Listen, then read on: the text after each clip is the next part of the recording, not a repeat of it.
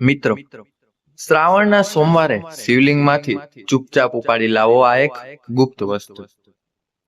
નમસ્કાર મિત્રો, હર હર મહાદેવ મિત્રો. જો તમે શ્રાવણ મહિનામાં શિવલિંગમાંથી આ ગુપ્ત વસ્તુ ઉપાડશો તો તમારા ઘરમાં દરેક મનોકામના પૂર્ણ થશે. તમારા ઘરમાં એટલા પૈસા આવશે કે તમે ગણતા ગણતા થાકી જશો. મિત્રો, શ્રાવણ મહિનો 5 ઓગસ્ટ થી શરૂ થઈ ગયો છે અને 2 સપ્ટેમ્બરના દિવસે પૂરો થશે. ભગવાન ભોળાનાથના આશીર્વાદથી તમે જીવનમાં ખૂબ પ્રગતિ કરશો.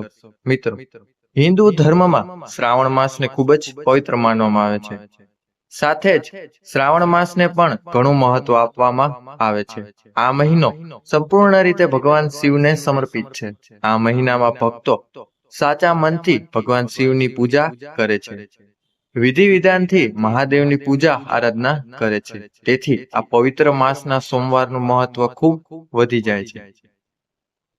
આ મહિનામાં શિવના ભક્તો માત્ર એક પાણીના લોટાથી શિવલિંગ પર જળ ચઢાવી દે તો પણ તે ભક્તોની બધી જ મનોકામનાઓ પૂર્ણ થઈ જાય છે. મિત્રો, ધાર્મિક માન્યતાઓ અનુસાર એવું કહેવાય છે કે શ્રાવણ મહિનામાં ભગવાન શિવ અને માતા પાર્વતીની પૂજા અર્ચના કરવાથી અને સોમવારનું વ્રત રાખવાથી ભોલે બાબાની પૂર્ણ કૃપા પ્રાપ્ત થાય છે.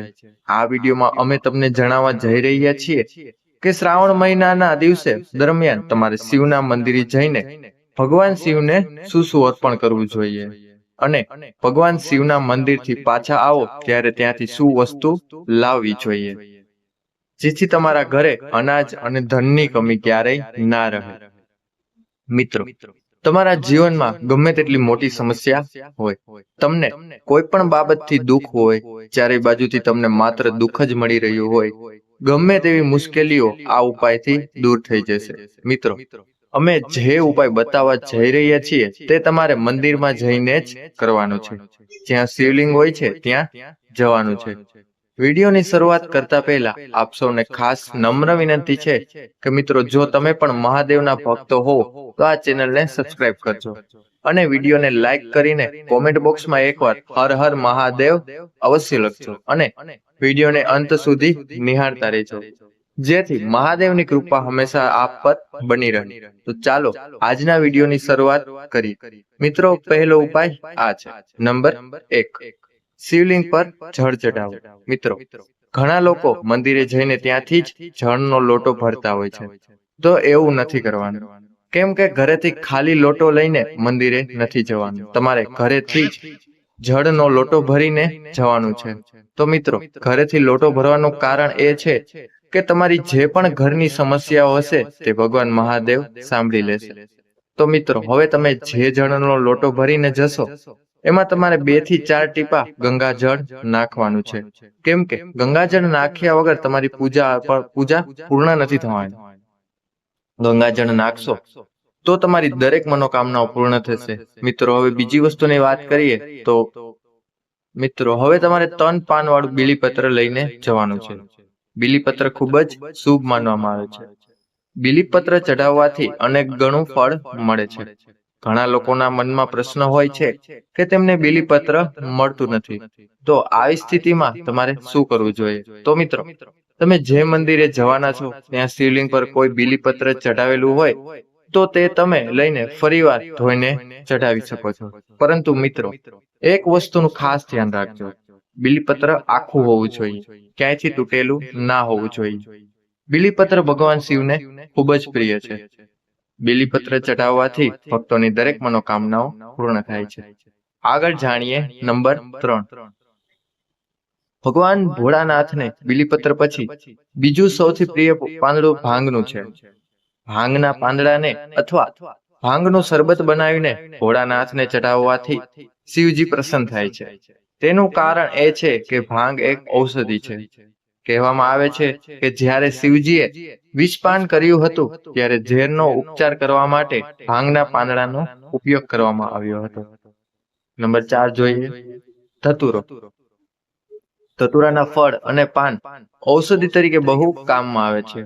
શિવપુરાણમાં જણાવવામાં આવ્યું છે કે શિવજીને ધતુરો બહુ પસંદ છે. શિવજીને ધતુરો અર્પિત કરવાથી શિવજી પોતાના ભક્તોની તમામ ઈચ્છાઓ પૂરી કરે છે. નંબર 5 છે આકડો. આકડાના ફૂલ અને પાન બંને ભગવાન શિવને બહુ પ્રિય છે. કહેવામાં આવે છે કે જે ભક્ત ભગવાન શિવને આકડાના પાન અને ફૂલ અર્પિત કરે છે, ભગવાન શિવ તેને માનસિક અને શારીરિક તમામ પ્રકારના કષ્ટો દૂર કરે છે. એટલું જ નહીં, કહેવામાં આવે છે કે જે શિવને આકડો અર્પિત કરે છે, ભગવાન શિવ તેની ગરીબી પણ અવશ્ય દૂર કરે છે. નંબર 6 જોઈએ પીપળાના પાન. પુરાણોમાં ઉલ્લેખ છે કે પીપળા પર ત્રિદેવનો વાસ હોય છે. પીપળાના પાન પર ભગવાન શિવ બિરાજમાન હોય છે. જે ભક્ત શિવજીને પીપળાના પાંદડા અર્પિત કરે છે, શિવજી તેમને શનિના પ્રકોપથી બચાવે છે. નંબર 7 જોઈએ દુર્વા એટલે કે ઘાસ.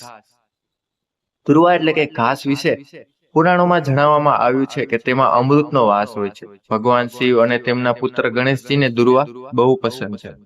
ભગવાન શિવને દુર્વા અર્પિત કરવાથી અકાળ મૃત્યુનો ભય દૂર થાય છે. નંબર 8 શિવલિંગ પર કાચું દૂધ ચડાવવું. એવું કહેવાય છે કે શ્રાવણ મહિનામાં શિવલિંગ પર દૂધનો અભિષેક કરવાથી તમામ મનોકામનાઓ પૂર્ણ થાય છે.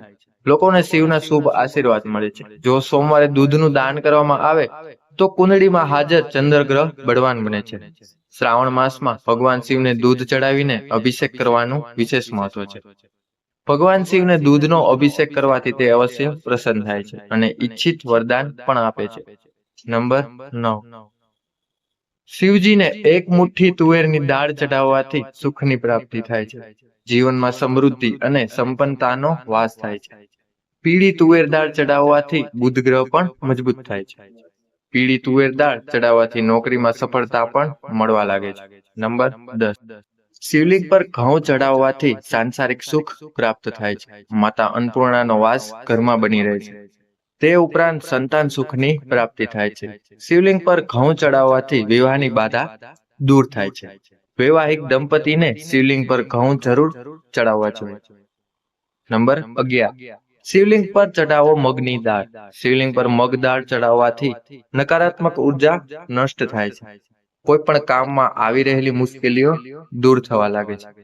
કામ સફળતાની સાથે પૂરું થાય છે. તેનો લાભ પણ અવશ્ય મળે છે. નંબર 12 શિવલિંગ પર ચડાવો કાળા તલ. શિવલિંગ પર કાળા તલ ચડાવવા લાભકારી માનવામાં આવે છે. કાળા તલ ચડાવવાથી પિતૃદોષ શાંત થાય છે. કાળા તલ ચડાવવાથી પિતરોના આશીર્વાદ પણ અવશ્ય મળે છે. રાહુનો દુષ્પ્રભાવ પણ ઘરથી ખતમ થવા લાગે છે. નંબર 13 છે સોમવારના દિવસે શેરડીનો રસથી શિવલિંગનો અભિષેક કરવો ખૂબ જ શુભ માનવામાં આવે છે. આનાથી ભોલેનાથ ઝડપથી પ્રસન્ન થાય છે અને તમામ મનોકામનાઓ પૂર્ણ થાય છે. નંબર 14 સોમવારે શિવલિંગ પર શિવને પ્રિય વસ્તુ અર્પણ કર્યા પછી ઓમ નમઃ શિવાય મંત્રનો 108 વાર જાપ કરવો ખૂબ જ શુભ છે. સોમવારના દિવસે શિવ મંદિરમાં રુદ્રાક્ષ અર્પણ કરવાથી દાંપત્ય જીવન સુખી બને છે. નંબર 15 શમીના પાન શિવલિંગ પર ચડાવવા પણ ખૂબ જ શુભ માનવામાં આવે છે. તેને ચડાવવાથી ભગવાન શિવ પ્રસન્ન થાય છે. એવું માનવામાં આવે છે કે શમીના છોડમાં શનિદેવનો વાસ છે. તેથી શિવલિંગ પર શમીના પાન ચડાવવાથી ભગવાન શિવની સાથે શનિદેવની કૃપા પણ પ્રાપ્ત થાય છે. નંબર 16 કાળા મરી. શિવપુરાણ અનુસાર શિવલિંગ પર કાળા મરી ચડાવવા ખૂબ જ શુભ છે. શિવલિંગ પર કાળા મરી ચડાવવાથી રોગો નાશ થાય છે અને સુખ સમૃદ્ધિ પ્રાપ્ત થાય છે. મિત્રો, આપણે એ જાણ્યું કે શિવલિંગ પર હવે આપણે શું ચડાવવું છે. હવે આપણે જાણીશું કે શિવલિંગ પરથી કઈ વસ્તુઓ જે પાછી આપણે ઘરે લાવવાની છે. જે વસ્તુઓ ઘરે લાવવાથી ઘરમાં ધનની પ્રાપ્તિ થાય છે, ઘરમાં સુખ સમૃદ્ધિ આવે છે. તો ચાલો જાણીએ. તમે જે ભગવાન શિવને એક લોટો જળ અર્પણ કરવા ગયા હતા, તે શિવલિંગ પર અર્પણ કરીને શિવલિંગ પરથી જે જળ નીચે પડી રહ્યું છે તે જળને તમારે પાણીના લોટામાં ભરી લેવાનું છે. કેમ કે જે જળ શિવલિંગ પર ચડાવવામાં આવે છે તે અમૃત બની જાય છે. આ અમૃત તમારે થોડુંક જ ભરી લેવાનું છે અને તે ઘરે લાવવાનું છે અને ઘરના સદસ્યોને થોડાક ટીપા પીવડાવવાના છે. પછી ઘરની દરેક જગ્યાએ આ ટીપાથી છંટકાવ કરવાનો છે. આમ કરવાથી તમારા ઘરમાંથી નકારાત્મક ઉર્જાઓ દૂર થઈ જશે અને સકારાત્મક ઉર્જાઓ આવશે. હવે મિત્રો, તમે જે કાળા મરી લઈ ગયા હતા તે કાળા મરી તમારે શિવલિંગને સ્પર્શ કરાવીને પાછા લાવવાના છે અને ઘરમાં જે પૂજા મંદિર હોય ત્યાં રાખવાના છે. હવે તમે જ્યારે પણ કોઈ કાર્ય માટે ઘરની બહાર જવાના હોય કોઈ નોકરી બાબતે હોય, કોઈ બિઝનેસ માટે જતા હોય, કોઈ પણ શુભ કાર્ય માટે જતા હોય, તો તે કાળા મરીને તમારે ઘરના મુખ્ય દ્વાર પર મૂકી દેવાના છે અને તેની પર પગ વડે સ્પર્શ કરીને જવાનું છે. તેનાથી તમને ખૂબ જ લાભ થશે.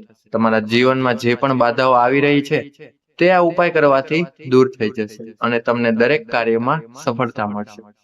હવે પછી મિત્રો, તમે જે શિવલિંગ પર બીલીપત્ર ચઢાવવા લઈ ગયા હતા તે તમારે ભગવાન શિવ પાસે ઔષધિ રૂપમાં માંગીને પાછા લાવવાના છે અને તમારે તે બીલીપત્રને ઘરની તિજોરીમાં મૂકી દેવાનું છે. અને ઘરમાં કોઈ પણ વ્યક્તિ જો લાંબા સમયથી બીમાર રહેતું હોય તો આ બીલીપત્ર ઔષધિ રૂપમાં દેવાનું છે.